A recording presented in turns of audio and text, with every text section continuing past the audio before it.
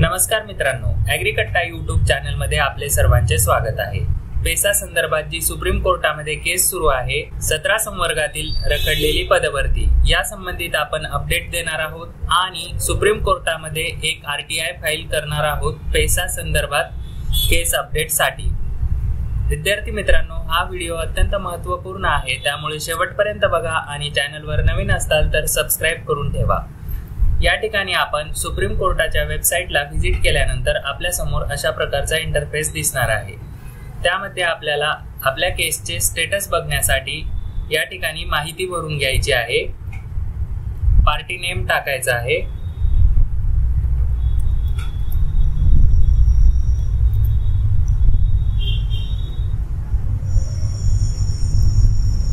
त्यानंतर केस कधीची आहे ते टाकून घ्यायचं आहे।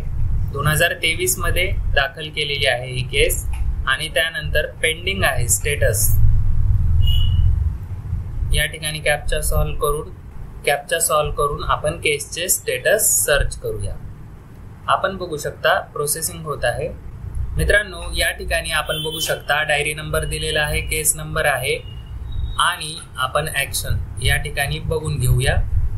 तर आपण इतके दिवस झालं या केस अपडेट बद्दल आपल्याला समोरची तारीख दिल्या जात होती, पण या ठिकाणी बघू शकता प्रेझेंट लास्ट लिस्टेड ऑन कधी लिस्टेड झाली होती 10/11/2023 रोजी आणि आपल्याला करंट स्टेटस या अगोदर जेव्हा आपण वेबसाईटला व्हिजिट केले असेल त्यावेळेस आपल्या समोर या ठिकाणी कुठली तरी कम्प्युटर जनरेटेड तारीख दाखवण्यात येत होती, पण या ठिकाणी आता काय दाखवतंय, pending motion hearing after notice for admission civil cases list on date 5/12/2023 order date 10/11/2023 अशा पद्धतीची माहिती आपल्याला या ठिकाणी दिसत आहे।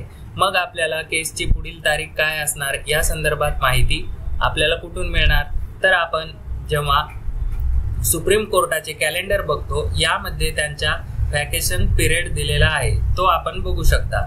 या ठिकाणी बघू शकता दिनांक 20 मे 2024 पासून ते 7 जुलै 2024 पर्यंत सुप्रीम कोर्टाचा व्हॅकेशन पिरियड आहे। तर या पिरियड मध्ये कोणकोणत्या केसेस लिस्ट होणार याबद्दलचे त्यांनी एक नोटिफिकेशन जाहीर केलेले आहे। ते नोटिफिकेशन वाचले असता त्यामध्ये कुठलीही आपल्या पेसा केस संदर्भातली कुठलीही नोटीस त्या ठिकाणी लावण्यात आलेली नाही।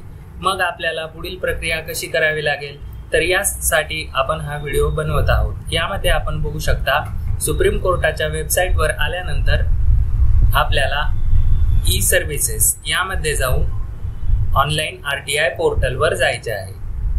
या ठिकाणी गेल्यानंतर आपल्या समोर सुप्रीम कोर्टामध्ये आपण आरटीआय फाईल करण्याची प्रक्रिया या ठिकाणाहून बघू शकता।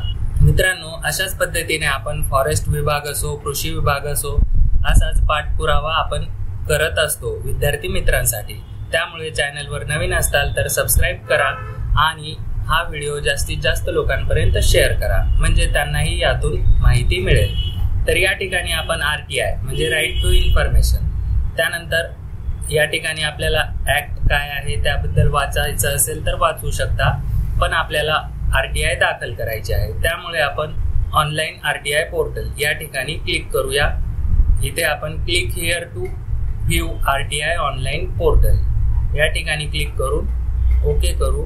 आपल्या समोर अशा पद्धतीचे पेज ओपन होईल। या ठिकाणी I have read and understood the above guidelines, काय गाईडलाईन्स दिलेल्या आहेत त्या वाचून घ्यायच्या आहेत, म्हणजे आपल्याला आरटीआय कशी फाईल करायची याबद्दलची संपूर्ण माहिती या ठिकाणी देण्यात आलेली आहे। तर प्रोसीड करून घेतल्यानंतर आपल्या समोर अशा प्रकारचा इंटरफेस येईल। या ठिकाणी आपले अकाउंट असेल तर आपण ईमेल किंवा मोबाईल नंबरचा वापर आणि पासवर्ड टाकून कॅप्चा फिल करून आपण या ठिकाणी लॉग इन करू शकता, पण माझे अकाउंट नसल्यामुळे साइन अप करून घेतो। मित्रांनो, वरील संपूर्ण माहिती भरल्यानंतर आपल्या समोर गेट ओटीपी असा ऑप्शन येईल, तर तो आपण टाकून घेऊया। ओटीपी टाकल्यानंतर आपल्याला सबमिट बटनवर क्लिक करायचे आहे। यानंतर आपले रजिस्ट्रेशन कंप्लीट होणार आहे आणि आपण पुढील प्रक्रिया करू शकतो। थोडा वेट करावा लागेल मित्रांनो।